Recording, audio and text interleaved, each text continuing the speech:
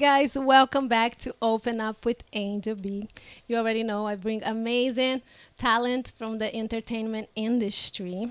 Today I'm sitting down with the incredible Clifford McGhee, an internationally recognized creative director, choreographer, dancer, actor, and writer with over 25 years in the entertainment industry. His work with legends like Beyoncé, Usher, Janet Jackson, Neo, Christina Aguilera, performed in multiple Super Bowl halftime shows, and served as a dancer captain for Usher's Las Vegas residency. Beyond the stage, Clifford has directed major tours like B2K's Boy for Life, act in TV and film included Chicago PD and You Got Served, and written films featured on Lifetime and Amazon Prime. But beyond all the accolades, today we're diving into the man behind the movement, his challenge, his faith, his growth, and what it really takes to sustain a career at the highest level.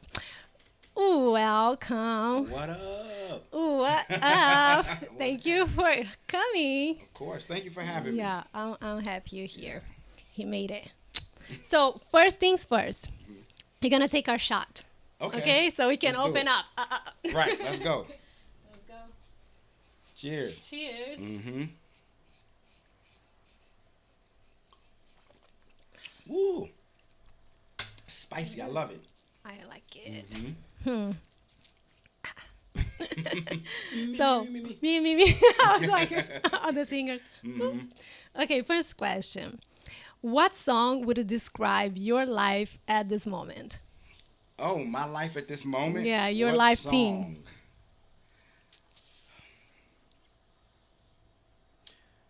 Can you bring the mic closer to you? Yeah, I can. What song? Is there a song? Can I cuss? No. Yes. Is there a song called What the Fuck? If there was a song called Betcha by Golly Wow, I take a Betcha by Golly Wow mixed with a good What the Fuck. Oh, okay. That's my life I need to listen to that song because life has been like a lot of what the heck? Yeah, man. Life has been a whole bunch of Betcha by Golly Wows. What the fuck? Just back to back. It's been amazing and like yeah. Oh, that's funny. I'm gonna look for it. So you were from St. Louis, right? Mm-hmm. How was growing up there? Growing up in St. Louis, it was. The story, you hear it all the time. It was tough. St. Louis is a tough city. It's a small city. It's a very tough city. We call ourselves, the show me state. It's tough. It's gritty. Everybody knows everybody. It's fun, but it's also, dangerous at the same time. Because, we always like top 3 on murder capital. Oh, really? All the time. But it's like, it's small. It's not like Chicago. Chicago's on it, but Chicago's huge. It's like very, very huge. St. Louis, man, that's a tiny, so it's hard to avoid your enemies if you have them or avoid the trouble a lot of times. So, but St. Louis is a fun spot, man. You were in the trouble? No, not really, not really. St. Louis could make you get in trouble because nobody's there is soft. Even the nerdiest dude, you know what I mean? It's one of those places that could turn you into a killer, literally. Really? And that's happened to a few friends of mine, rest in peace to them, where they were, good guys, nice guys. And, you got people there that's a lot of, jealousy can run throughout, And, it turned them into people that they didn't want to be in order to, defend themselves or defend their families and stuff like that. That's crazy. Yeah. It's a very fine line in St. Louis between, like, great and the grave. Yo. Not to sound like be that harsh, but it is. That's crazy because I've been there as a tourist, so you don't see that side. You just you don't imagine that. Yeah, it's a fun place. You got a lot of dope people, a lot of talent come from St. Louis. But man, I tell you this, the life I lived growing up, there is no indication of that in the person you see today. And how was that? Did you grow up with both parents at home? How was that? No. So my mom died when I was 14. Oh. So I grew up, my dad wasn't there. He's dead too. Sorry. Grandparents, they dead too. Like, oh my God. Life when he was reading the letter, he was like, your grandma dead, your son. But you were that young when 100%. everybody. not when everybody passed, but like 14 is when it started when my mom passed. And at that point I was living with my great aunt, who was my mom's aunt, and we had two little cousins. They had adopted my cousins at the time, and then one of them are gone now. So at 14 it was like I was kind of like I was a freshman in high school, and I kind of had to become the man of the house and figure out like, okay, once I hit 18, I gotta have something going on. I knew by 18 I had to have it figured out. Whatever that was going to be, whether it was going to be the military or what was going to be entertainment, I had to have something figured out. And I didn't want to be what I think everybody thought I was going to be, which was when that happens to somebody in the kind of environment that I'm in, usually there's one route you go down, and it's usually not that good.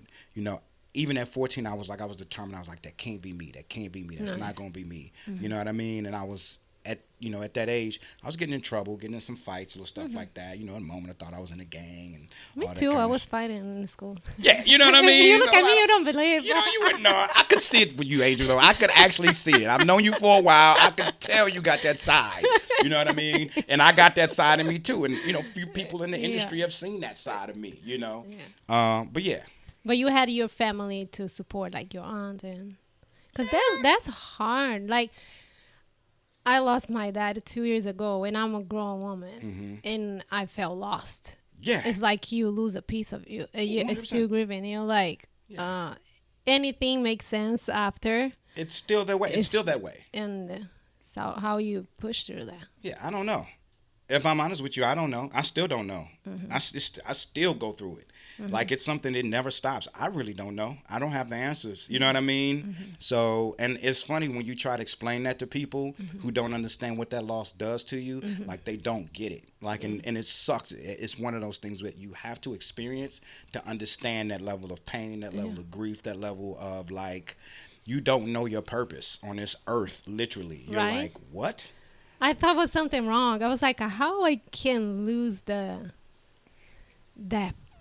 fire? Yeah. It's like something dead. At the same time, you still want to do things. You have things you want to accomplish, but it's like a part of you is just not there anymore. And some things is like whatever. Yeah, even and it's hard because even your successes sometimes, my first success in the industry, everybody else, you got their mom there and their dad there and everybody else, they calling mom, they calling dad, and I'm just like, yeah, I did it.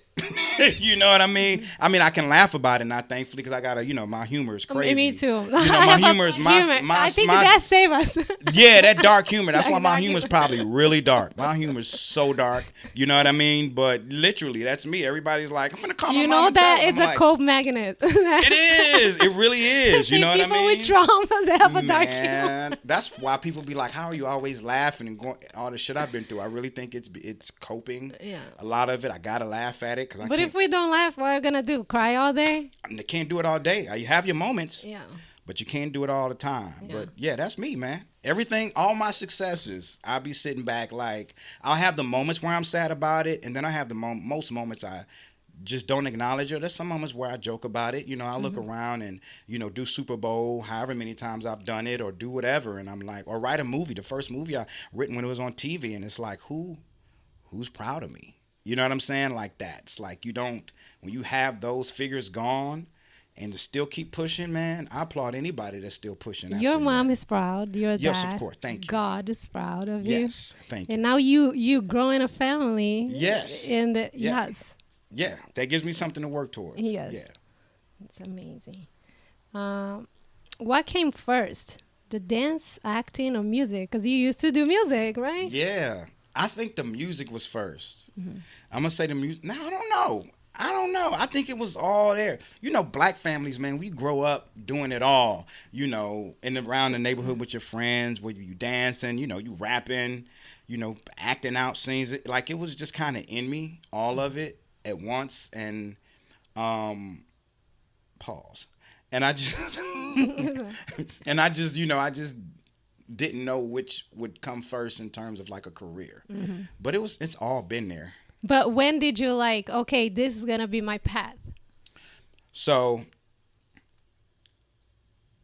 when I knew you could make money doing it, right? Like for me, I was just dancing in the street and in the clubs in St. Louis.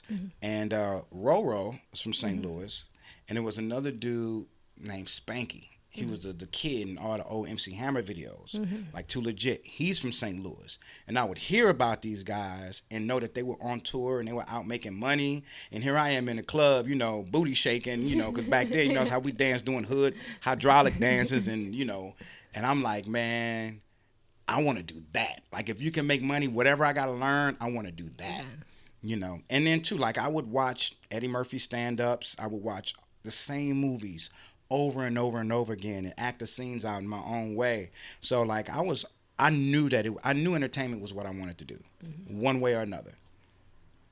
And then so when you moved to LA, you already knew Roro, or you just came like, let me see what happens, or you already had your plugs here? I met him once in St. Louis, and I knew his brother. His brother Sleepy. Shout out to Sleepy. Sleepy was a dope dancer too.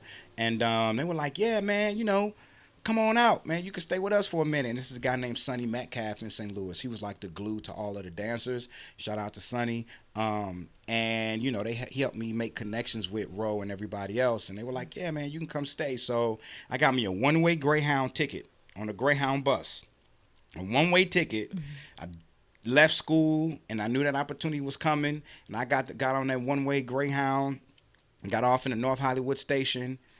And then they kind of like took me around, and I met all these like legends of dance, like Ed Moore and Swoop, and I was seeing the Fatimas and all these people, and Rich and Tone like still dancing, and then like maybe a couple weeks later, I ended up booking my first job. How old were you?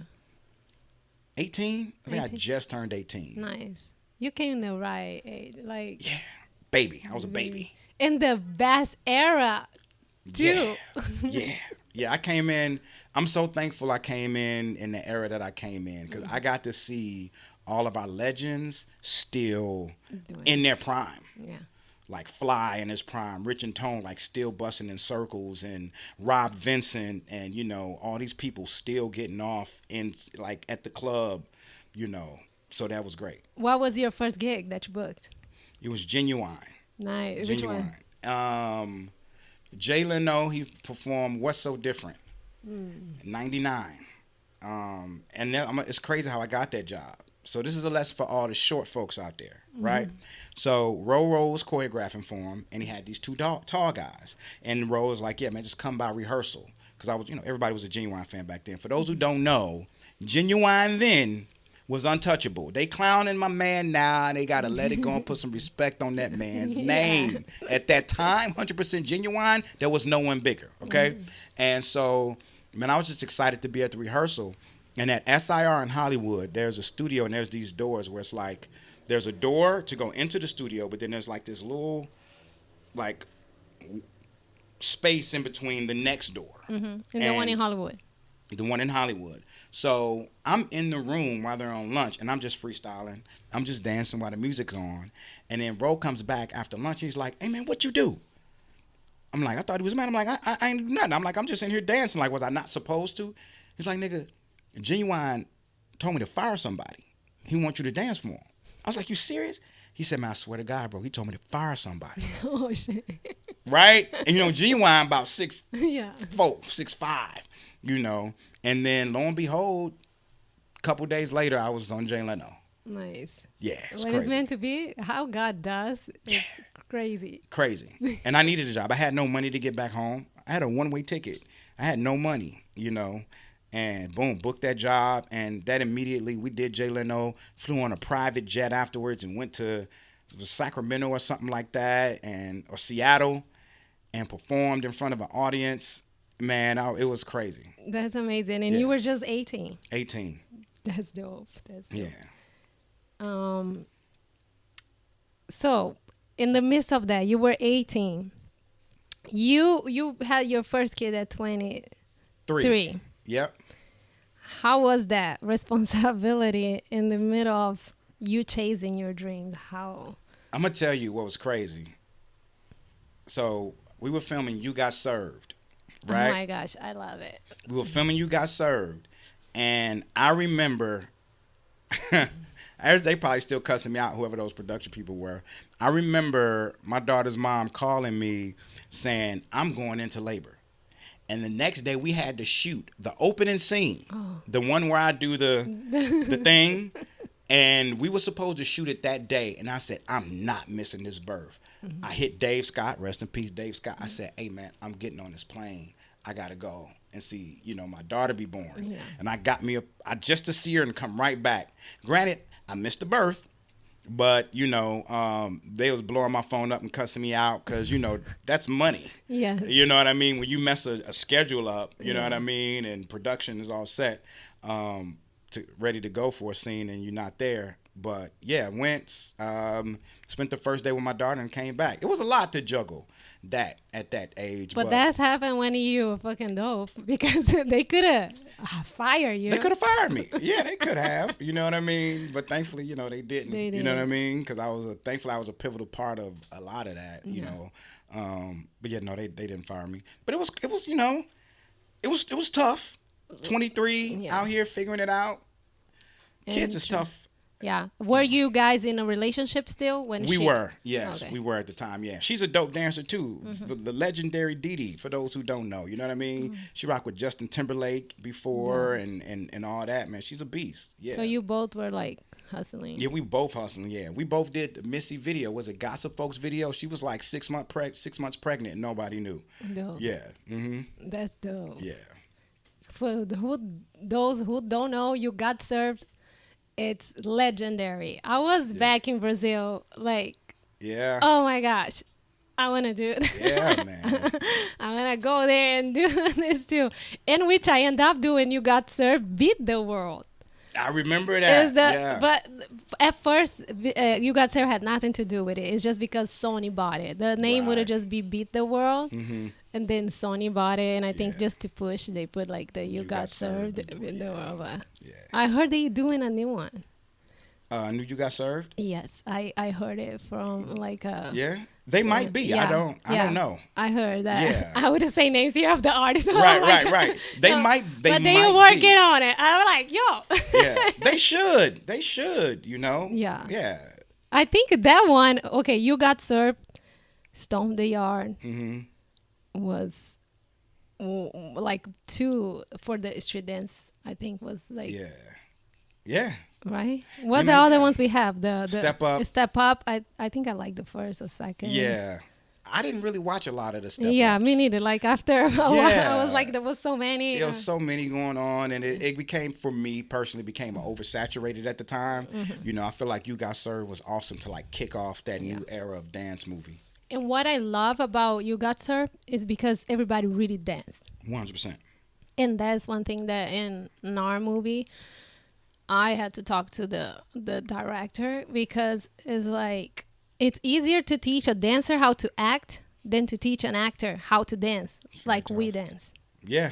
And in camera you see, and they didn't hear me. They had to reshoot some scenes because the actor was in the final was an actor against a professional dancer. Yeah. I was feeling ashamed watching. I was like, this. You this ain't it? Nuh-uh. Yeah. So they called me after, we're gonna need some private. Who do you know in New York? And I was trying to say they had to reshoot again to not look as bad. And I was like, I told you, get a dancer and do a workshop before teach, because we already when we dance we acting. This is very true. It's just just hire the dancers to do all. If it's about the dance, the movie, give the chance for the dancer, professional dancer. That's what we live for, that shit. I agree completely. But yes. So, what role has faith played in your journey, especially in moments of uncertainty? In moments of what? Uncertainty? Yeah. I think the game is all faith. To do what we do, it's all faith. Because there's never a guarantee after you finish a job. I think it's all faith. It's all delusion.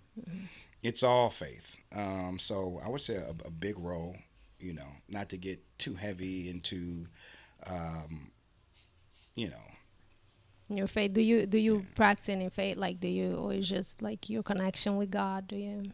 I've had an interesting relationship for me personally, because of, like I told you, my mother dying at 14 and stuff. So I've been a lot, I've had a lot of anger. I've had a lot of misunderstandings with what faith is and what it's supposed to be. And I think I'm well within my rights to have had that. It's a toxic relationship. It's great at times. Right now I'll go to church from time to time. I'll watch it from time to time, and then I have those moments where I will literally curse the idea of it all. And so that's just my journey. In question. Yeah. But he understands. I was so pissed, like when my dad passed.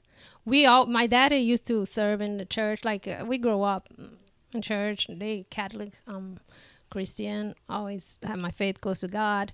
But when my dad passed, I got so mad because I'm like, did you say if we pray? Like I never pray as much in the hospital for 15 days than how I prayed my whole life. Me, my sister, everybody. And I'm like, you still took him? Yeah. And so I had that moment like of rage, like, Of course. what the heck? Yeah. And then he starts showing why. Like, because if my dad was ready to go, my daddy had problems, health problems. So if he would have come back from that coma that they put the tube in him, his lungs already was just working 50%. So if he would have come back, he would be really debilitated. He wasn't already walking, right? So a lot of here too that he already gave up. So every time my sister says, she's like, but maybe God showed him, okay, if you go back, Right. this is how you're gonna live your life, or you wanna Yeah. just come. And my daddy, God already gave him 30 years more because he had leukemia when I was 10 years old. Oh, wow. Okay. And the doctors literally look at him and say, there's nothing we can do. You can go to the room, we give you saline and wait you to die. And my dad was like, no, I have 3 little kids. Yeah. We gotta do something. So he did the chemo and everything, and he got cured, and we had 30 years more of him. Amazing. That's a blessing. And my sister was like, God already gave him 30 years more. Like, we cannot be that mad.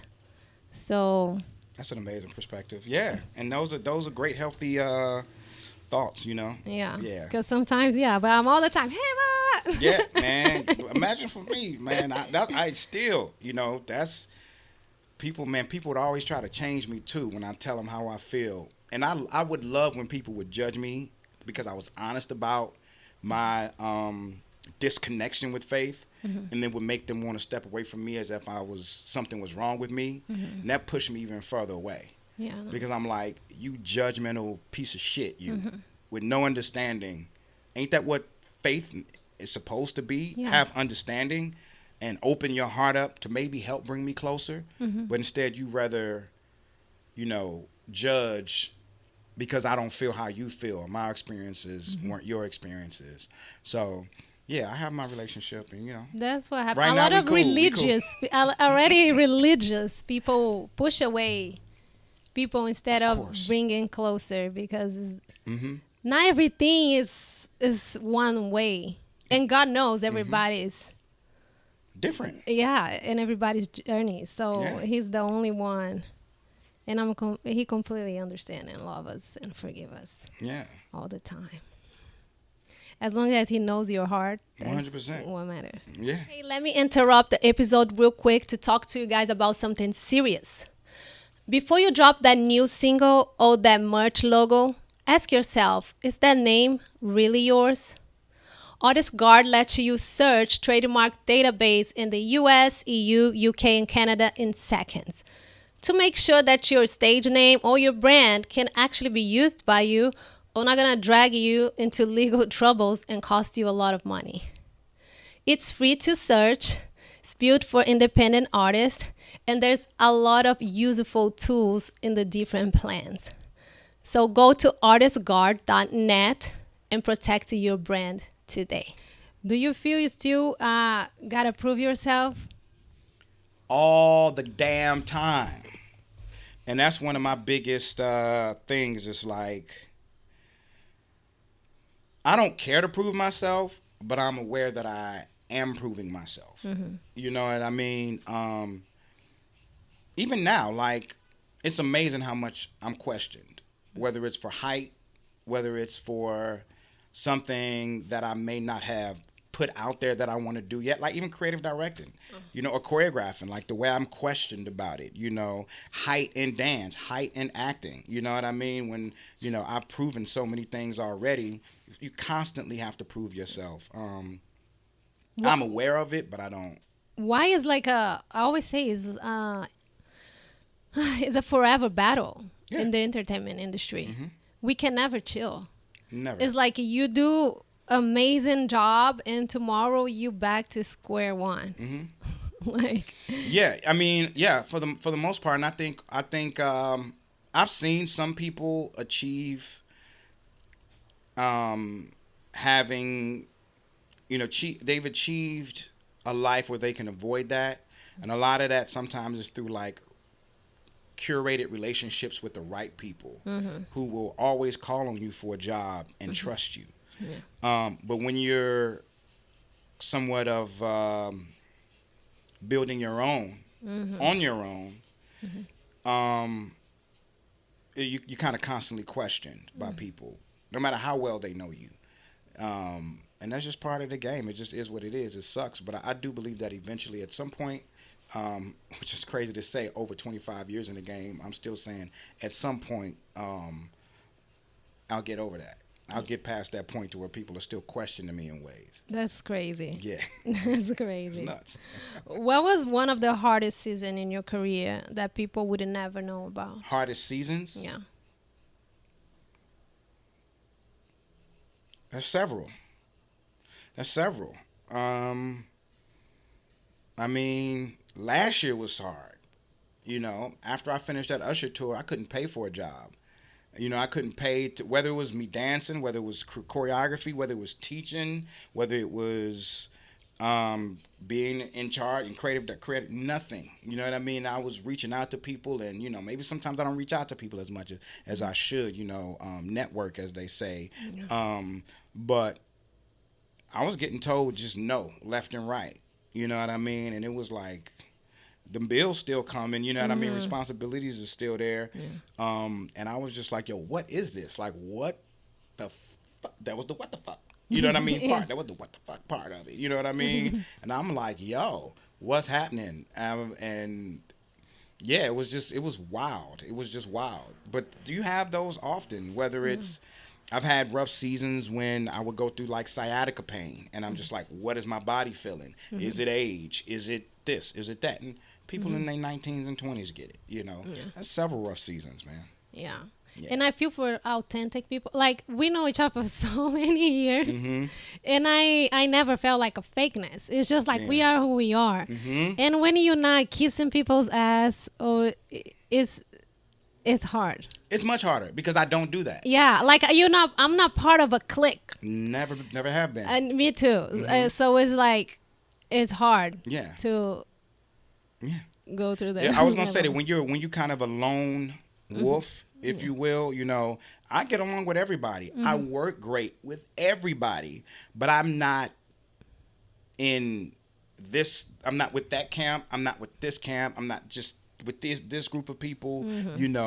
I'm Cliff. I do me. You know what I mean? So that also means I'm not the first person that everybody's going to think about a call on. And with respect to that, they're going to call their tribe, if you will. Yeah. I don't belong to anyone's tribe, which means I have the responsibility to build my own. And that's what I'm realizing now more than anything. Yeah. I have to literally build my own tribe. Oh, yeah. Because I can't depend on people when I want to reach out to work. They don't see it as that. People are like, I'm looking out for me and my tribe. This is this, that, and the third.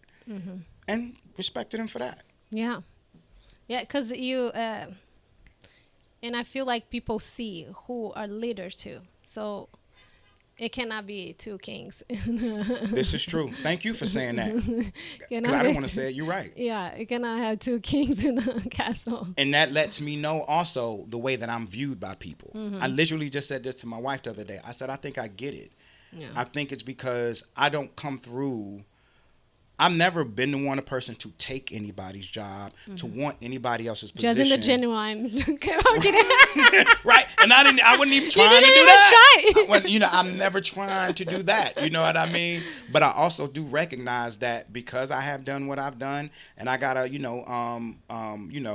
sometimes I do need to be a little less humble to recognize who I am and who I may be to some people, and that some people may see more greatness in me than I'm understanding in myself at the moment. Yeah. So it's like, no, Cliff, you stay over there. You figure that out on your own. Because I'm not about to help you, because I see what you could do and what you can be and the way I lead. I lead with, I got a whip I crack, but I lead with grace and with love. You know what I mean? And with fun too, Maybe those seasons is God showing you. Yeah.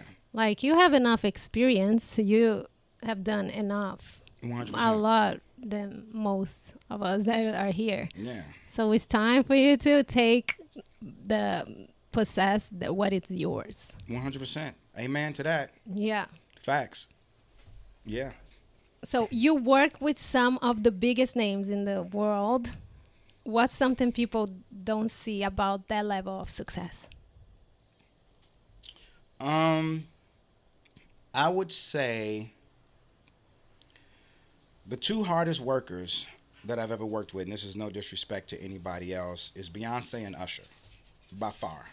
Like, the two hardest. Yeah. And I think what some people don't realize about that is there is a dedication, just an insane level of focus and dedication and professionalism, and just being your most elite self throughout that process that you bring to it, that I don't think most people even understand what that means in terms of what you eat, what you consume, who you speak to, who you hang around. You might have to stop hanging out with certain friends. You might have to, that relationship you got, if it's too messy at the moment, you might have to leave it alone, because it's going to require a focus from you like never before. Yeah. And that's because those artists have that level of focus. In a show on stage. Like, does. I went to Vegas to watch you guys. Mm-hmm. It was one of the best concerts I've been. It was amazing, and thank you for that. It was amazing. Shout out to Akman, Rio, Amy. Those were the three-headed dragon, if you will, who curated that. And yeah, man, that was one of my favorite. Probably my favorite era of performing, that the residency. It was so fun. Yeah, to it was watch. awesome. I was like, oh my gosh. Mm-hmm. Yeah. That's great for the artist, like, who's watching. Like, it's a whole nother level of focus, and it is. It's not just your talent. Like, oh, I sing good, that's it. No, it's. Nah, and they want, Usher wants stars. He's the kind of artist, he wants a star. He wants stars on stage with him. And Beyonce too. I would always say that Beyonce, because there's a lot of artists that's so insecure, female artists. Mm-hmm. They don't want the girl that is too cute on their sides. Mm-hmm. They want to dress you down. Mm-mm. I had a job that I did audition. Mm-hmm. The choreographer, when he finished in the end, he's like, "You're gonna give me trouble booking you." Yeah. So in the job, he had to put me on the side. Yeah, it happens. Unfortunately. Unfortunately. And it's crazy because I've had to talk to certain artists that I'm working with who might feel that way about certain people. And this idea maybe of, this person, looking too much like them or pulling focus. And I'm like, it's really not going to exist, because you have the mic, and if they're amazing, they're only going to make your show better. So be confident. You're the star. I never got it. That's why I was like, Beyonce's the baddest bitch, because the girls by her side, it's amazing, beautiful. Like, she's like, I'm fucking dope too. She wants heat next to her. Exactly. That's how you keep inspired. It's like, yeah, man. It pushes you to do better. I should tell you. You'll talk shit to him on stage. You'll tell him, I'm on your ass tonight. You ain't. Let's go. You know what I mean? You need that. You want people next to you who gonna push you, because it only makes you better. It's like, I never understood that. Like, oh, let's just put someone whatever on my side. But It is what it is. That's why Usher is Usher, Beyonce is Beyonce. Very true. That's why they are who they are. Yeah, they know who they are.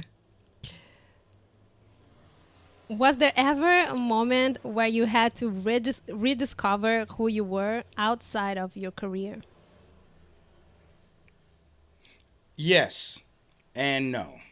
I'm gonna say I'm gonna say is here's the tough part. I say it all the time. I'm like, because I really have this dream, this idea of moving to another country where my career doesn't necessarily, I'm not recognized by it per se in my everyday movement in life. Which for the most part I've curated a life where that's the case, but yeah, sometimes, but although that it's always my passion, but then I realize that outside of my dreams and my goals, I don't really. I'm a passionate, goal-driven person. Period. So when I really look at it, I'm like, I don't think there's much outside of that, other than me being a family man. But that's a part of it. Like I've always, you know, my daughter's my dog, you know what I mean? I got a wife and we gotta have another one, like that's me outside of this. Other than that, like those two things go hand in hand. Other than that, man, I wanna get on the Eddie Murphy level, and my favorite thing to do will be nothing. I just wanna sit down, do nothing, be with my family, every now and then play my PlayStation, go to a beach that's warm and chill. But yeah, when I get to that level that if you don't want to do anything, just don't do it. Yeah. I want to get to that. I want to get to that point, So outside of entertainment, I'm a family man. I'm a husband. I'm a father, and other than that, I'm constant. I'm a creative. Yeah. Period. Yeah, I think we always like thinking what to create. Always. Always. I can't not. It's impossible. Yeah. I'm always thinking of something to create. Always. But do you feel you put your value in what you do? Of course. I try my best when I'm able, when the budget allows, if that makes sense. No, but I mean like your value as a person. Because I had to learn that, like in my slow seasons, that I felt God was talking to me, was that you are not what you do. Like if I take all this away from you, who are you? Like in your essence. Yeah. Are you happy with yourself? Are you, Yeah, and I am. Like I'm a family. Like I said, I'm a family man. I've never wanted. I don't do well as a whole. You know what I'm saying? Like I didn't grow up with that. So outside of my career and all that stuff, man, I'm a husband. I'm a father, and I'm constantly wanting to be a better man. Like that's my goal. I'm a flawed individual. You know what I mean? I'm fucked up in a lot of ways. So my goal. That's the other way I get creative is how can I become a better man? How can I navigate a pregnant wife and all this shit and my daughter and this that's the other place where I get creative. So yeah, outside of work, man, that's who I am. And that's a blessing. Yeah, and I'm so happy for you guys. Congratulations in person. Thank you. Yeah, thank you. I love it. When I saw, I was like, yes, I'm happy for you. Yeah, that's who I am. We talk. Yeah. I've always wanted relationship. Yes. Like I've always been like a relationship guy. You know what I mean? I didn't do well in the streets. I mean, I did want to, but I didn't like it. You know what I'm saying? Like I never enjoyed the streets. You know what I'm saying? Being outside like that. So yeah, that's the thing for me. I'm happy that you found your person. Yeah, thank you. Me too. Shit. Yeah. That's a blessing, especially nowadays. Man, look, our first conversation was literally like, I'm tired of the bullshit. You tired of the bullshit? I'm tired of the bullshit. Okay, no more bullshit? Okay, we doing it? All right, we doing it. Like, that was literally the first date conversation. Nice. Yeah. And bullshit. How did you, were like, this is the one. How did you figure it out? Man, crazy thing is I said it when I saw her. It's one of them things. I was like, nigga, that's my wife. I told my nigga, that's my wife. You know what I mean? But I don't know. It just You felt something? I did. I had the ring 2 months nice. Into us and just waited. When they know, they know. This is true. When they know, they know. So if he is like taking too long to reply you, girls, that's BS. And I hate to say it because I be wanting to rep for my fellas, but ladies, it's true. If he if he mess around for years and years on end and ain't nothing happening, he probably ain't. Because respectfully, I was in a relationship at one point for like about 10 years. Yeah. And I had think never, when we met, you were like in a relationship. yeah, and I had like never, for whatever reason, life, I just wasn't there for that step. You know what I mean? For whatever reason, and then in this one here, like I said, 2 months into us dating, I had the ring ready to go. You know what I mean? And just was like waiting. But again, a lot of her stuff was like, I tell her all the time, one of the big things, she didn't judge me on my faith. I told her how my relationship was with God and faith and all that. She didn't try to fix me. She didn't have this, let me fix you thing. And that really was a big thing for me. Nice. Yeah. Yeah, because it's just him and you. That's it. Yeah. They're gonna get it right. All she can do is inspire you to get close, not force. But yeah, cut the bullshit, guys. It's true. But it's nice because you went through your process. So when you met her, you were ready. Yeah. That's the thing too, because when I see people they're engaged for 3 years, I'm like, they're not gonna get married. And also, the woman got to put that boundary down. Yeah. She did that. She was like, I'm trying to be married by this time and do this by this time. And it wasn't that I needed to follow her timeline, but I knew, okay, this woman is serious. Yeah. You know what I mean? Now, had I not done that and a woman still continues to engage, and that's a choice that she makes, you know what I mean? But I knew where I was, and I just happened to be ready to take that step. You know what I mean? I don't think I was completely in full form, but I was ready to do the work to be that and ready to take the step. And we always gonna evolve. Of course. We never ready, but you gotta jump in that and 100%. Yeah, because everything's gonna change. Like, yes. What separates talent from longevity in this industry? Talent from longevity, I think, is being personable.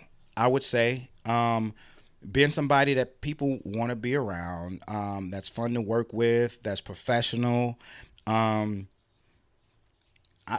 one of the things that I do recognize in myself is that my longevity, man, is what's the thing? Was this it? My longevity, because man, you know what I mean? Like, but I do think it comes with, being fun to be around, professional, executing, and being, I think a lot of it has to do with being a good person, I would say. But I think that's the difference, because you can be talented and don't nobody want to work with you. Don't nobody want to be around with you. You're a pain in the butt. Yeah. You know what I'm saying? And then, you up here wondering what's going on sometimes, and it's not just because it's a season. It's because don't nobody like you. You know what I mean? So, yeah, I think longevity comes with, good relationships and being a good person. Dependable. Yeah, being a good person. Yeah. Amazing. Looking back at your younger self, what would you tell that little kid that dreamed to do everything that you accomplished?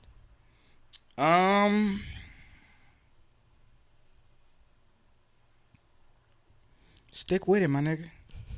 Literally that. Because you want to give up sometimes. I know, there's several times where you think, I do it all the time, where I'm like, man, maybe I should do something else, or what else would I do? And that second doubt, that doubt, you know what I mean, is just stick with it. Don't doubt it. Know it, Mm-hmm. It's going to be okay. It's that type of thing. It's going to be, you good. You got it. You're going to be all right. Gonna be okay. Yeah. He got you. What's the project you're working right now? Right now, so there's a short film that we're going to film. It's a short for a full-length feature that we have that it's like a passion project that we've had this idea for years. I don't want to say what it is, but that's the thing, because like acting has been like, for me, for whatever reason, man, it's just been really, really slow. And a lot of the content and stuff that I see out there, like, I'm not really excited by for different reasons or whatever. So, again, it's that thing of recognizing my own power and doing it myself. Mm-hmm. So that's the next thing for me. in terms of that. When it comes to like work, who knows what's coming next? I got a lot. I'm fishing. You know what I mean? What's up? I'm here. Pitching myself for things. But for me, that's definite. It's that. Amazing. And we're gonna be waiting to watch and support. Thank you. So how can people support you right now? Support me, just follow my journey, man. Follow me on Instagram and all that good stuff. And when it is time for me to drop material, I just appreciate the support and all of that good stuff. But right now, just be knowledgeable, be aware. I don't expect everybody in the dance game or whatever to just know me, know who I am. But hopefully you get to know me from here. And, you do some research on your own, if you will, and see some of the things that I've done. People don't know I've written movies. They don't know my acting side, which is crazy, because it's on my Instagram, a lot of it. But, man, just continue to follow the journey, man. This is a very real journey. It's very real. It's man, some real shit. And I got goals, and there's some stuff that I'm going to be bringing to the people real soon, on my own. Yeah, don't wait for nobody. I'm not waiting no more. I never really did. A lot of the things that I got was because we shot a short, and it got. There was a lot of things that took place that we don't have to get into. If I had TV shows in production for whatever reasons they didn't happen, and that's okay. But yeah, man, there's more that I'm gonna just put my foot forward on with my people, with my tribe, and make happen. Yeah, I just saw an interview with Tyler Perry, and he was saying, and I identify, like I connected, because he was like, I have to learn everything. Like I had to learn everything, and sometimes it's stressful, it's tiring, because like, why do I have to do everything? And he was saying, in his journey, God made sure that when he made it, he wouldn't know that was just God doing it. All the people that he thought would help or would put him on, it didn't. God removed to make sure when he got to where he was supposed to be, would it just be for God's glory. And that's how I feel right now. And I'm like, okay, God, I understand. I'll go through this path if I have to learn everything, all the aspects of what I'm doing. I'm just going to trust and do my part so he can do his part. And amen to that. Because I feel like that. Like I learned throughout some of this process, if I needed to put, a TV series together or a film from above the line, below the line, top to bottom, produce it and get it out, I could do it. I have the experience. I know from writing to being behind the camera and in front of the camera. If I needed to run my own production company, which I could do it, dancing, I can put it together, whether it's me being on stage or creative directing it, all aspects from top to bottom of putting the show together, I understand. So there's been a lot of knowledge, as you see, that you talked about, that's been, like inputted through experience. And it's time for me to, like you say, step out there and do it on my own. Yeah, do it. Don't wait. And you guys go watch BTK new tour. He is the creative director. Yes, yeah, man. Shout out to those guys, man. They got a revival, man. They last tour, this time around, people are saying there's a lot of positive stuff. They making noise, man. And so me and Roro did the choreography, so I'm happy. And Kaho, you know what I mean? She, associate choreographer. She was a pivotal part in that.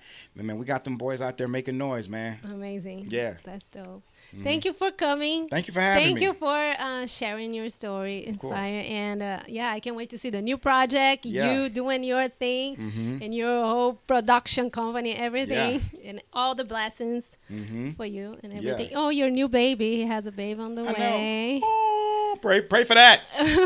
Go fund me go fund the baby. Y'all fund the baby. in this economy.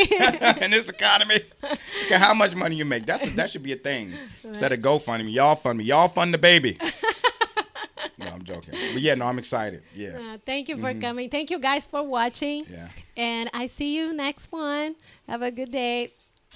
Bye-bye.